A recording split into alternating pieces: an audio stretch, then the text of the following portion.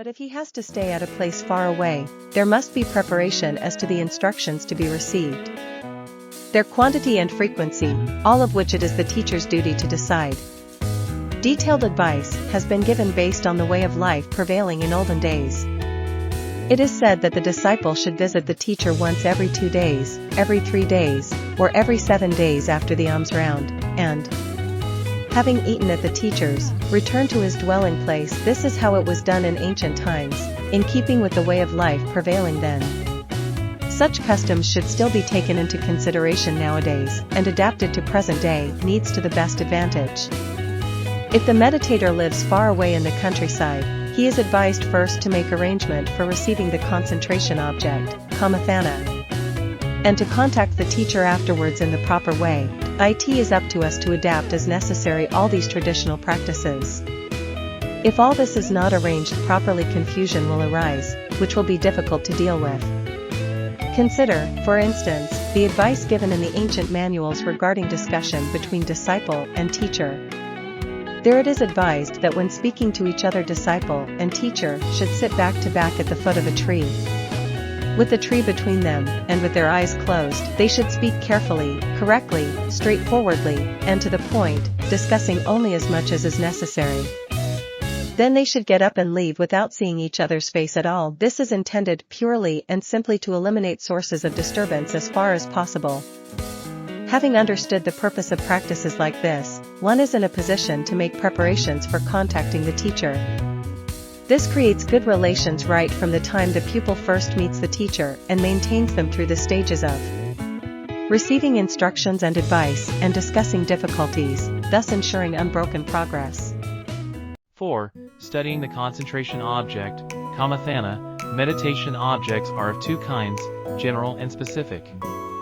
General objects are for continuous use and are not changed.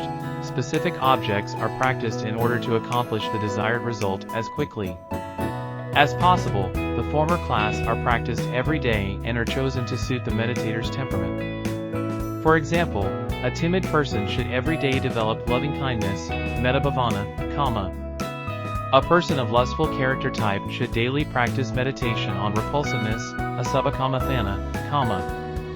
And a heedless and dull type of person should daily practice recollection of death, marananusati. All these general meditation objects are to be practiced daily before one of the specific ones is taken up. Apart from the main meditation object, the teacher decides which general object is suited to the pupil's personal needs. Every meditator should take up these 2 kinds of meditation object as the teacher recommends. 5. Suitable dwelling. We have already discussed at length the kind of dwelling suitable for a meditator, and there is no need to discuss it further. 6. Elimination of lesser impediments. There are certain small jobs that the meditator should attend to before beginning to practice so that he will not need to worry about them again. Such things include having his hair cut, shaving, burning out his bowl, mending, washing, or dyeing his robes, taking purgative and the like as may be necessary for different individuals. The meditator should be free from worry and concern about all these things for as long as possible. 7. The actual practice of concentration. The meditator begins to practice according to the method he has been given and keeps it up until he reaches the goal. The details of this will be discussed later. Before going on to discuss the practice of mindfulness of breathing, we must pause to consider just why the breathing has been selected as the principal meditation object. Understanding this point will make the actual practice easier. Mindfulness of breathing, anapanasati, is just one of the 40 traditionally recognized objects of meditation. These 40 are classified as follows. 1. The 10 kasinas, literally totalities. 1. Earth kasina. 2. Water kasina. 3. Fire kasina. 4. Air kasina. 5. Blue kasina. 6. Yellow kasina. 7. Red kasina. 8. White kasina. 9. Light kasina. 10. Space kasina. 2. The 10 loathsome objects, asubhakamathana. 11. Bloated corpse. 12. Livid corpse. 13. Festering corpse. 14. Corpse cut open. 15. Gnawed corpse. 16. Scattered corpse. 17. Hacked and scattered corpse. 18. Bleeding corpse. 19. Worm-infested corpse. 20. Skeleton. 3. The 10 recollections, anasati. 21. Recollection of the Buddha. 22. Recollection of the Dhamma. 23. Recollection of the Sangha. 24. Recollection of virtue. 25. Recollection of generosity. 26. Recollection of divine beings, i.e. of their qualities. 27. Recollection of death. 28. Recollection, or mindfulness, of the body. 29. Recollection, or mindfulness, of breathing. 30. Recollection of peace, i.e. of nirvana. 4. The four sublime abodes, Brahmavihara. 31. Loving kindness. 32. Compassion. 33. Sympathetic joy. 34. Equanimity. 5. The four formless spheres, Arapayatana. 35. Boundless space. 36. Boundless consciousness. 37. Nothingness. 38. Neither perception nor non-perception. 6. 39. Repulsiveness of food, Aharpaticulasana. 7. 40. Analysis of the four elements, Katadatavatana, with the 10 kasinas the stress in on form. They are meant for training the mind in the psychic powers from the very beginning. The loathsome objects are primarily intended to overcome sensual lust. The four objects belonging to the formless spheres lead to what are called the formless absorptions, arupa jhana, high mental levels which, however, are not on the path to insight. Altogether there are 40 meditation objects. The reasons for selecting the one object, mindfulness of breathing, number 29, from among these 40 are as follows. 1. Mindfulness of breathing covers 3 of the 4 types of mental training, namely A. The practice leading to happiness here and now. B. The practice leading to knowledge and vision, nadasana, of the sort called divine. Namely divine ear and divine eye, dibbasoda, dibbakaku. C. The practice leading to awareness and clear comprehension, sati-sampajana.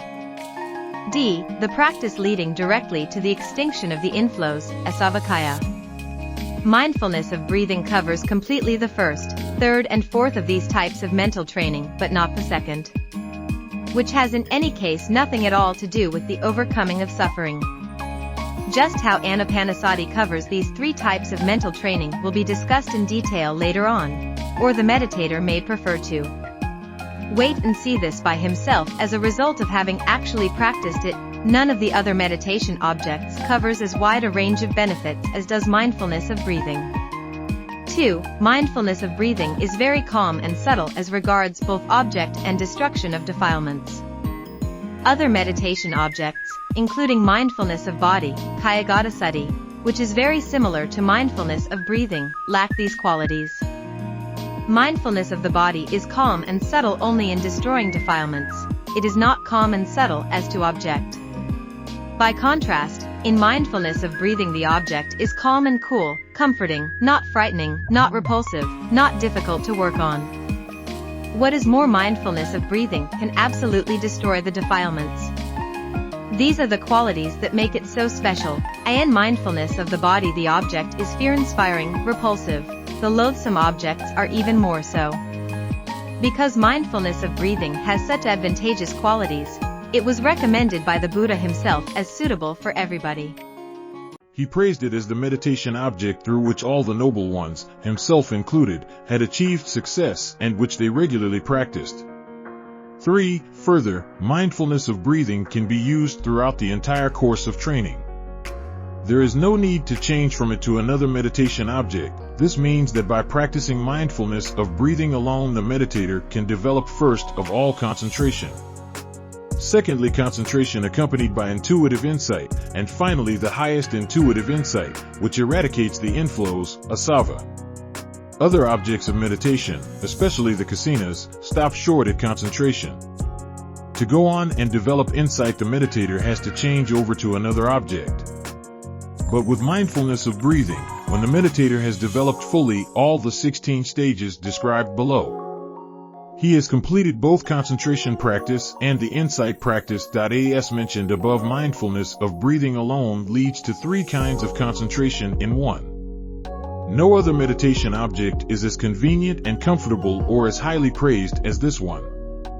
It is for these reasons that we have here selected anapanasati as the main meditation object to be studied and practiced. Now we shall pose the question, who should develop mindfulness of breathing? We find that in his discourses on this subject, the Buddha used the words bhikkhus in this teaching and discipline, Dhammavinaya. He was referring, then, to people studying in this teaching, people who have looked at the world, seen suffering in all clarity, and wish to make an end of that suffering. Only here in this teaching and discipline are there found the first ascetic, the second, the third ascetic, and the fourth.